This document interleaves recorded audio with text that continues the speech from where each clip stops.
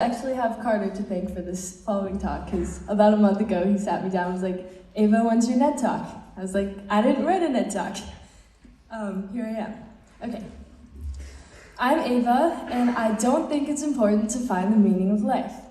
I have probably spent weeks of my life thinking about the meaning of life if you add up all the hours. I want to tell you what I found out so you don't have to do it. When I was in middle school, I thought about making a YouTube series called What the Meaning of Life Isn't, because even when I was like 11, I was beginning to experience the process of elimination about what didn't matter.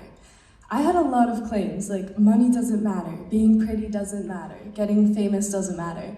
I needed to slow down. I went to the planetarium with my dad when I was 12, and I always tell this story, but it really did change me. I love the planetarium.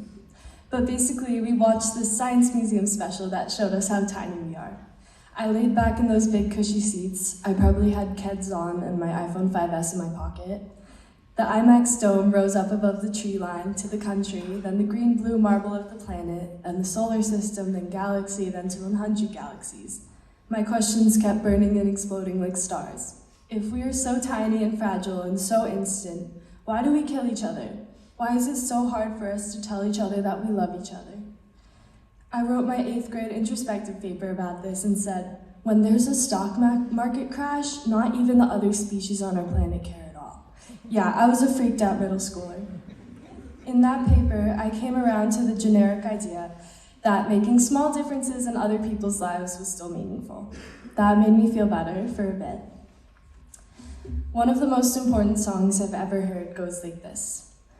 I went to the doctor, I went to the mountains, I looked to the children, I drank from the fountain, and the less I seek my source for some definitive, the closer I am to find. I heard this song for the first time when I was the most depressed and lost I had ever been. During the summer and fall of 2020, I had an eating disorder that left me physically and emotionally weak. In the course of my quest for the meaning of life, I had begun to place the utmost importance on the most unimportant things: weight, thinness, perfection. I was looking towards something concretely achievable, but meaningless to make me feel more comfortable. A little raft in the ocean of life. It's not surprising that it wasn't a raft at all. It was a shark that could have drowned me and was honestly just a pain to get rid of. But it was important to hear this song at the time because I remembered that I couldn't just look at one solution. Life isn't something to be solved. I would only be okay once I stopped looking. Stopped looking for a cure, stopped looking for a perfect meaning tied up with a bow. I've been thinking about how anything you do that has a meaning, you chose to do it. There's an intention in your attendance at this school because you chose to apply here and come here. There's a meaning in your membership in the musical because that's where you chose to be. But you were born, squinty-eyed and wailing, on a random day. Your birth givers might have planned a lot for you, but you didn't. Maybe you did. I like to think that when your soul is up there, globbed together with all the other souls, it's been waiting in line for centuries to have an earth experience. But you, in your warm, sloshing, sticky body, you were forced into fluorescent lights and an economy and an outfit. Your body has been 98 degrees since you got here, and you can't do anything about that. You also didn't sign up for the hard parts. Being an alive human means having your heart broken constantly. There are some really awful things.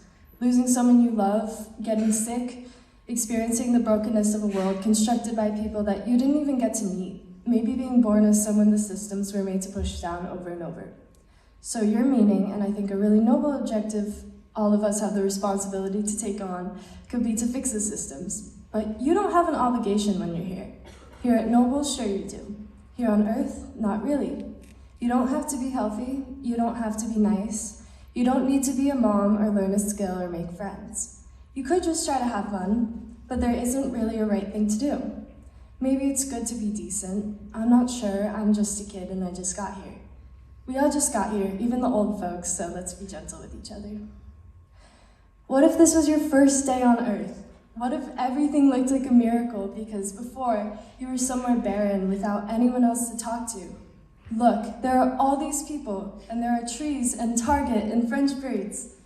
I only think like that every once in a while because I've been here for so long, but I really think it would be cool to live like that.